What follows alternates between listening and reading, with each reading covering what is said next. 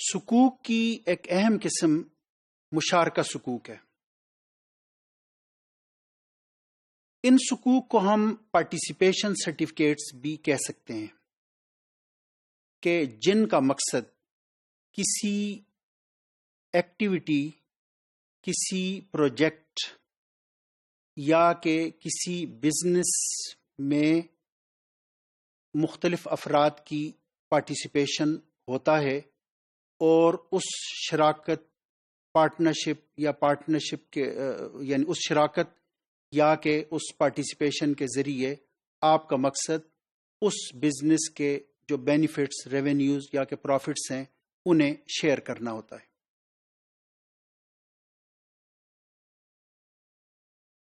مشارکہ سکوک یا کہ پارٹیسپیشن سکوک کا جو اوریجنیٹر ہے وہ ایک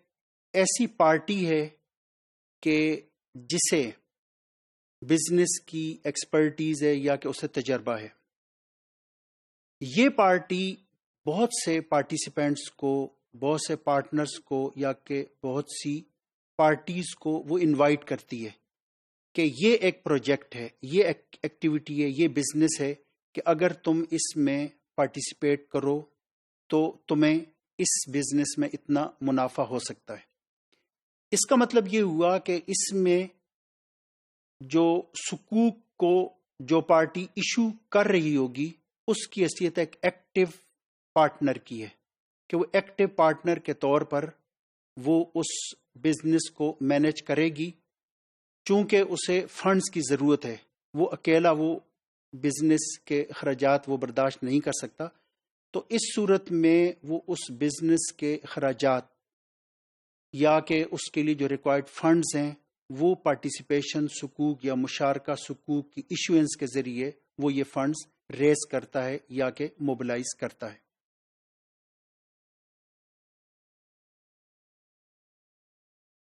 سبسکرائبرز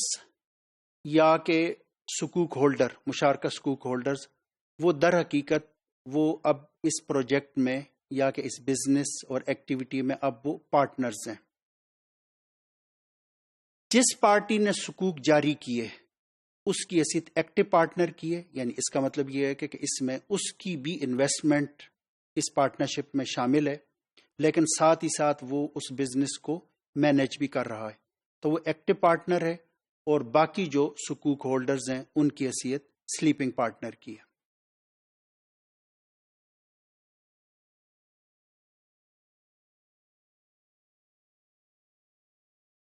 اسی طرح کی ایک اور قسم وہ انویسٹمنٹ ایجنسی سکوک ہیں یا کہ سکوک الوکالہ بالاستثمار بھی اس کو عربی میں کہا جاتا ہے۔ یعنی اس کا مطلب یہ ہے کہ اگر ایک پارٹی جو کہ کسی بزنس کو مینیج کر سکتی ہے اور اس کے پاس ایک پراپر ایکسپرٹیز اور تجربہ موجود ہے، وہ ایک پراسپیکٹس کے ذریعے وہ انویسٹرز کو یہ آفر کر سکتی ہے، بزنس مین مختلف ہیں انہیں یہ آفر کر سکتی ہے کہ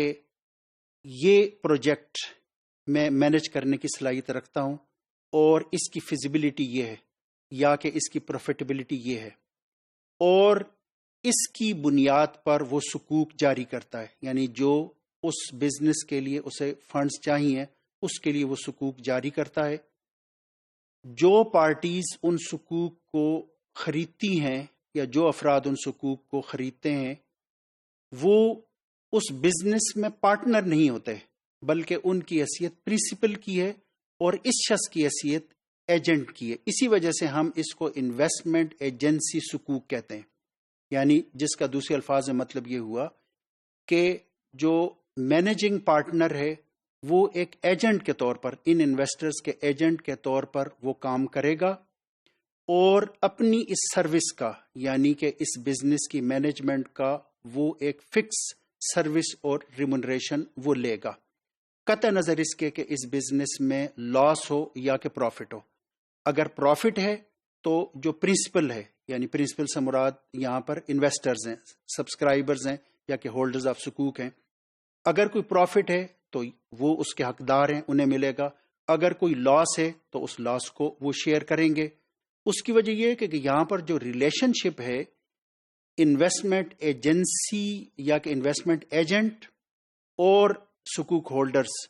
ان کے درمیان جو ریلیشن شپ وہ پرنسپل اور ایجنٹ کی ہے. سبسکرائبرز اور سکوک ہولڈرز ان کی وہ پرنسپل ہیں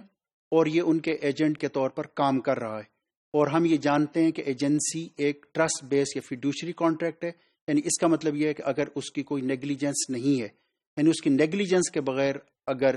کوئی نقصان ہوتا ہے تو وہ اس کا ذمہ دار نہیں ہے. یہ سارے کے سارا نقصان